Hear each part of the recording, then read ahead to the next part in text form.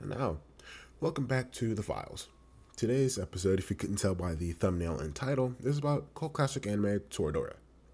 Now, if you somehow haven't seen this 18-year-old anime in all of its time being out, let alone its popularity, I'll use this episode of The Files to talk about it and get you interested. Now, like with last time when I went over Read or Die, I'll go over the production, the music composers, voice actors, and finally, the synopsis of this iconic series. And I say synopsis, I just describe the first episode and hope you'll be interested. Now, the animation was created by JC Staff.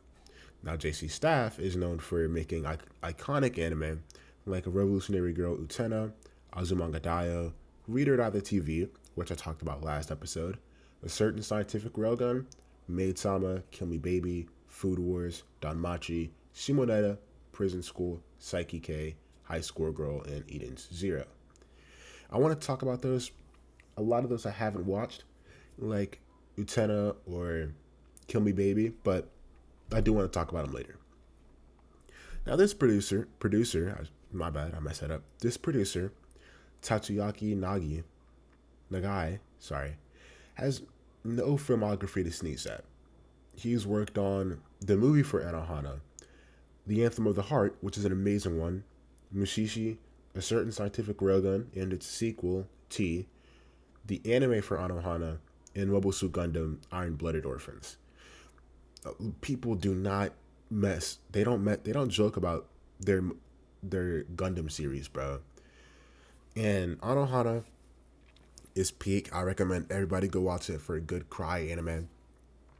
The Anthem of the Heart is also another good one you should watch if you want to cry too. And Mushishi and Scientific Railgun are just, they're not huge anime, but the people who do like that anime do not play about it. They do not play about it. So I recommend you go watch those. Now, in 2016, his movie, The Anthem of the Heart, was nominated for Animation of the Year by Japan Film Academy, Best Featured Film, and Animation of the Year by Tokyo Anime Award Festival, but it won Animated Feature by Anima Festival Awards. Now, in this modern day, you might think that getting nominated for 3 and winning 1 award isn't really a lot or all that much, but you have to take into account what anime it was going up against for each category. For example, in the Japan Film Academy, it had to run against Dragon Ball Z. It really had serious competition. Besides that, it was handed over to Nippon Ichi Software's American branch, aka NIS America, for localization. Now, NIS main branch focuses on game publishing and distribution, but me, being the poor little American boy that I am, have never heard of a single game they have published besides Emily Wants to Play. NIS America is something different. They've done games like Ultra Despair Girls, Persona 4 Dancing All Night, Danganronpa 1 and 2 Reloaded, among others. I'm more familiar with the anime they've distributed, such as Cardcaptor Sakura, Kimi no Todeke, Katana Monogatari, I don't know how to say that name, I hate Monogatari, Anohana, Usagi Drop, which I despise, and My Little Monster. Now, the screenwriter for the anime, Mari Okada, has also a lot of anime under her belt, most of which landed my favorite in their respective genre. Besides Toradora, she's worked on Anohana, When the Promised Flower Blooms, Fate Stay Night, A Whisker Away, and Black Butler. I really want to do a video on A Whisker Away. It is amazing, and I feel like everybody should watch it. To nobody's surprise, Toradora, like any other anime, has opening and endings. The first opening being Pre-Parade, sung by Ri Kugamiya, Eri, and Yui. I don't feel like pronouncing their last names. I don't want to butcher it. An interesting piece of information I found while digging around is that each of those singers voice supporting characters, with Rie voicing Taiga herself in the Japanese dub, if you couldn't tell by their names. The others, Eri and Yui, voice Ami and Minori, respectively in the show. Rie was also even able to win Best Actress for her role as Taiga. And I realized this was a rather odd music composition scene, so I'll just move on to the voice actors, which I kind of already covered. Taiga's voice actor is also known for Alphonse in Full Metal Alchemist, Kota in Midori Days, Karen and Nemu in Bleach, Kagura in Gintama, Happy in Fairy Tail, Rise in Persona 4, Juzo in Tokyo Ghoul, Kagura in Fruits Basket, Haumea in Fire Force, Momo in JJK, and Shiori in Summertime Rendering. Again, I want to do a video on Summertime Rendering. Eri Kitamura is known to voice Tatiana in Last Exile, which I want to do a video on, Yui in Angel Beats, which I want to do a video on, Saika in Madoka Magica, Kana in Fairy Tail, Mina in My Hero, and Midi in Made in Abyss. Last but not least, Yui Horii is known to voice Toru in Fruits Basket, Hanyu in Higurashi, Carla in Fairy Tail, Chie in Persona 4, Felix in ReZero, and Labrava in My Hero. But with the boring part over, the very long and winded boring part, let's summarize this generational anime that is Toradora.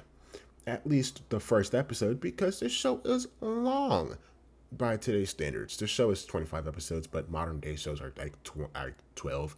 You get the point. Glazing over the fact that his mom is like bad, like super bad, right? We're introduced to our main character, Ryu. He was getting ready for his first day of school, and we find out he has daddy issues.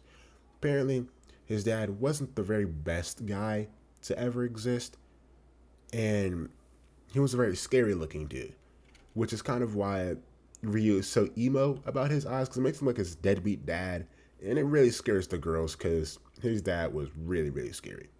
But, you know, it's all summed up and cheered up by the fact he at least has his one homeboy, Kitamura. Kitamura is like, besides Taiga and Ryu, he's like my favorite character. He's like third place. Now on his way to class, this is the first day back to school, mind you. On his first day to class, Ryu bumps into Taiga, and people immediately start to glaze and call it a battle for the top. And some randos talk about how she's like the palm top tiger. And before Ryu can even put together why she's called the palm top tiger, he immediately gets decked out by Taiga to straight hit him with the meanest uppercut I have ever seen in my life. We cut to class, you know, everybody's doing their thing. They got their career plans and stuff like that. And Ryu realizes, before anyone else apparently, that Taiga is just a regular girl who just happens to have poor anger management issues. And like we cut to this scene where he's like talking to his teacher in the counselor's office or whatever about his career plan, and his anti-Riz, had to burp. His anti-Riz is to the point where it's scaring his teacher, bro. I could never live like that, bro. But we realize he's already having a talk with the teacher. That makes him already late, right? Like the day's gone, it's sunset, everybody else is out of school except him. He opens the classroom door, and somehow this mystical, magical force flips over half the desk in the classroom. Because when we pan the camera, we see Taiga roll out of a locker and immediately jump Ryu over a bag. I don't know why I mean, I know why she did that now, but still. Anyway, when he's home, he checks the bag for his career plan, right? Which he just fought Taiga over, and realizes he grabbed the wrong bag by accident, meaning him and Taiga have swapped bags. In anime, this is kind of common, especially for around this era, but still, this was kind of funny, I'm not gonna lie. Taiga then immediately jumps to the conclusion that she should break into his house with a wooden katana and essentially try to kill Ryuji, which is his real name, over this love letter that he found. And after he kind of settles down in the situation, he cooks food for Taiga as if she didn't just commit breaking and entering and attempted murder. But, you know, it's cool because we meet his very special needs bird, Inko. And, you know, he kind of realizes that it's late at night and his mom is going to be home soon. So he's like, you know what? I'll help you figure out how to confess to your crush, whatever, as long as you just leave like right now. And Taiga finally starts to warm up to him after that.